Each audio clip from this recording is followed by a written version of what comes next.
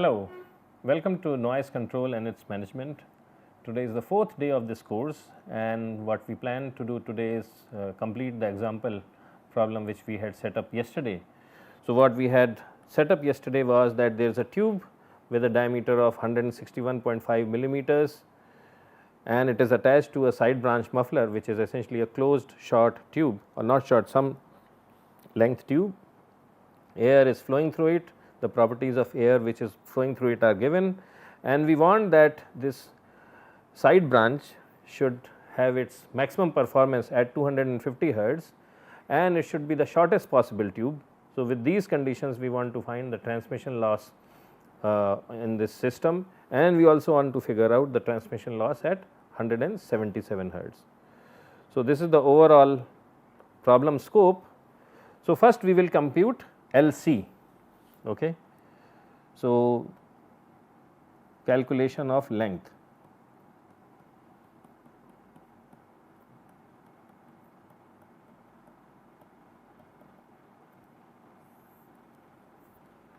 So, LC. So, remember in short tube or in these tubes there could be several modes. So, one mode could be lambda over 4 is L, another could be 3 lambda over 4 is L. So, the tube will be shortest when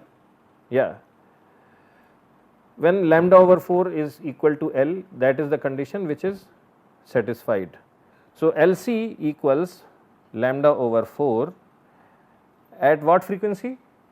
250 hertz.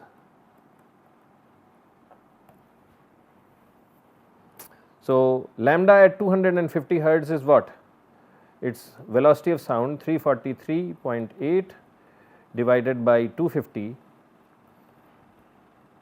Okay. So, LC equals 343.8 divided by 4 into 250. So, that gives me LC equals 0.3438 meters.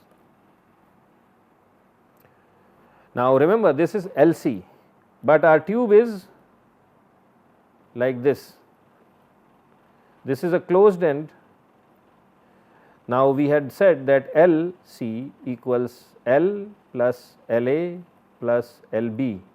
Now, because there is a closed end here, the effect of mass on the other side is 0. So, I can ignore LB, but there is some additional mass here which also adds to the length of the tube. So, I have to compute LA, right. So, LC equals L plus LA, and remember this tube is attached to this pipe, and this pipe acts as a flange, it acts as a flat surface, right. It acts as a flat surface which acts as a flange. So, this additional increment due to the presence of flange is equal to 8a over 3 pi. So, this and LC is 0.3438 equals L plus LA, and what is LA? 8a over 3 pi, and A is the radius of this pipe. So, 2a equals, we are given 54.8 millimeters. So, A is 27.4. Okay. So, this gives us as L, which is the length of the tube will be. So, if I do all this math, I get L equals 0.3205 meters. So, if I attach a 32.05 centimeter long tube in this big pipe, it will suck in a large amount of sound energy at 250 hertz. Now, how much is it going to suck in? That is now the next thing we are going to compute. So, we know that to compute transmission loss, we have to calculate this parameter 1 over 80, and to find 1 over 80 we have to calculate sigma, we have to find RS, we have to find all these things. So, we will just do these things one by one. Okay. So, first we will calculate the effective viscosity. So, effective viscosity equals mu times 1 plus gamma minus 1 divided by gamma times Prandtl's number and if I do all the math correctly, I know all the values on the right hand side. I know viscosity, which is defined, I know gamma, which is 1.4, I also know Prandtl's number. So, this works out to be 25.46 times 10 to the power of minus 6 pascals seconds. So, the next thing I do is I compute sigma. So, sigma is the attenuation coefficient of in the air which is inside the pipe, which is attributable to the viscosity, effective viscosity. So, that is equal to pi mu s. So, is it mu s or mu c? What did we define it as earlier? Oh, I said mu c. So, I am sorry, I should call it mu c.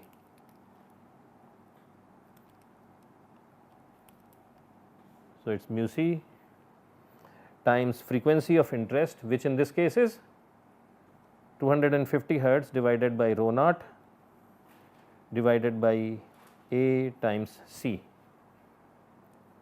So, if I again plug in all the numbers, I get this as 0.0137 meter inverse.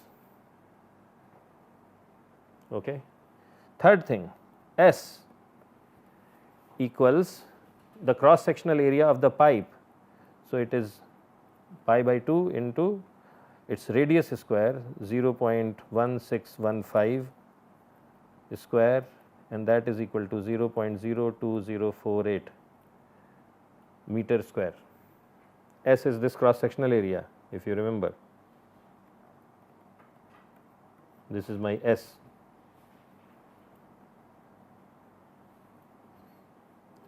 Okay. So, I have computed mu c, sigma s, all these things have been calculated. One thing which I have not calculated is R s. And what is R s? R s is the specific acoustic, it is the acoustic resistance attributable to the presence of mesh, if you remember. Now, in this case we do not have any mesh. So, R s is equal to 0. So, we can just drop that term. Now, let us also find out K L, because we have to find tangent, actually K L C, we have to find K L C. Okay. Now, I do not have to do all that calculation. I had assumed that at 250 hertz, the mode which will exist in this tube will be something like this, right.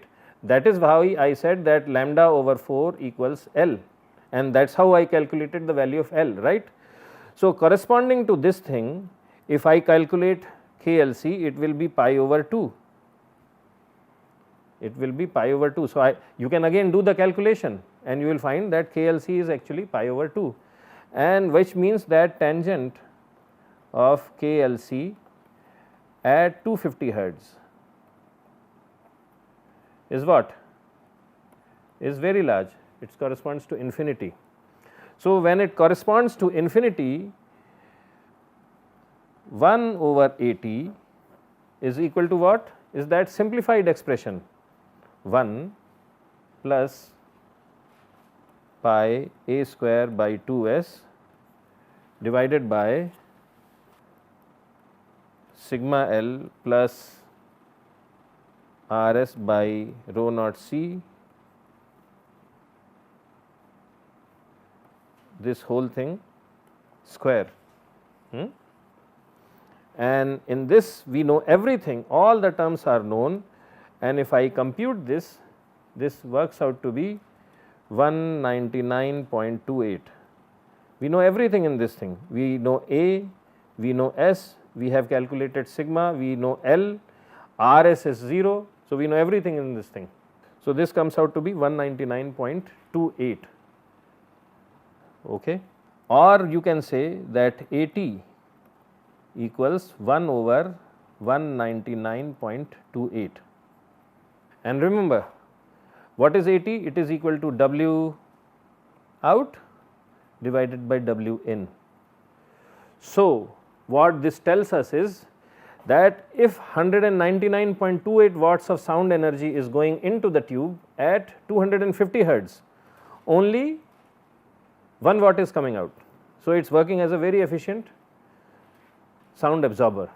So, it is doing a very good job as a noise control mechanism, and the transmission loss for this is what, 10 log 10 1 over 80, and if you put in the value of 80 as 199.28, you get 23 decibels.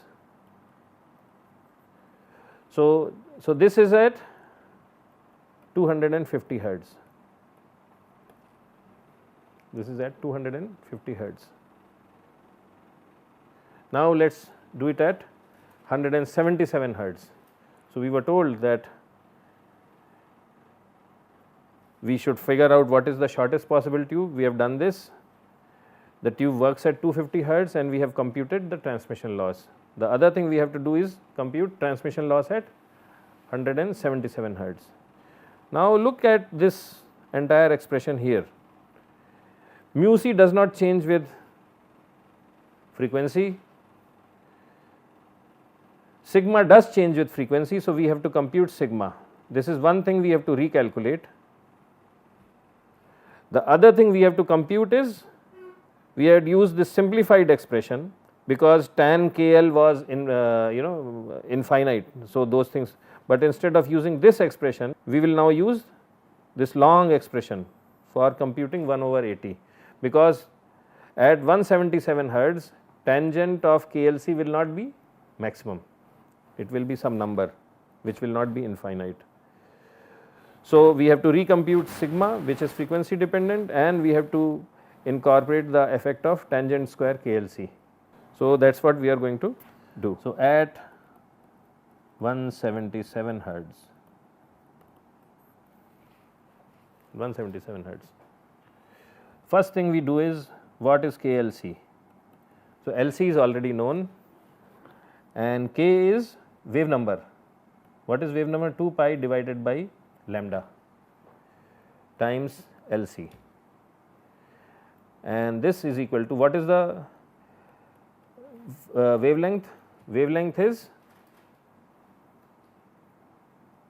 C times frequency and times LC, and in this case frequency is 177 hertz.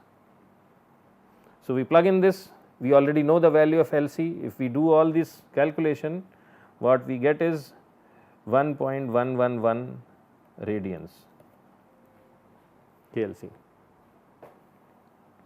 and now we again calculate sigma. So, sigma equals pi mu c f over rho naught divided by A times C, and this works out to be 0.01153 meters inverse. So, sigma L equals 0.01153 times 0.3205, and this is equal to 0.003695, and pi A square divided by 2s we had already calculated earlier. So, I am going to rewrite that number again, is this is equal to 0.05758. So, 1 over 80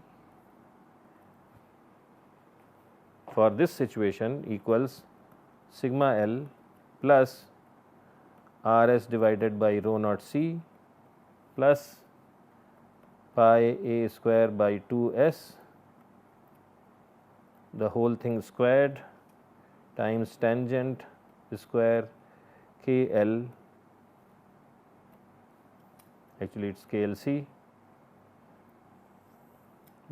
plus 1 divided by sigma L plus R s by rho naught C square tangent square KLC plus 1. Now, again this term is 0 and this term is also 0.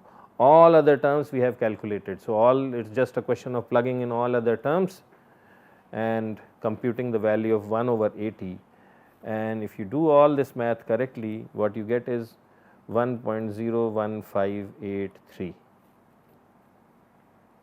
Okay. What does that mean? What, or if I take its inverse, then 80 is equal to 1 divided by 1.01583, and 80 is what we have defined is what, W out divided by W in. So, at 177 hertz,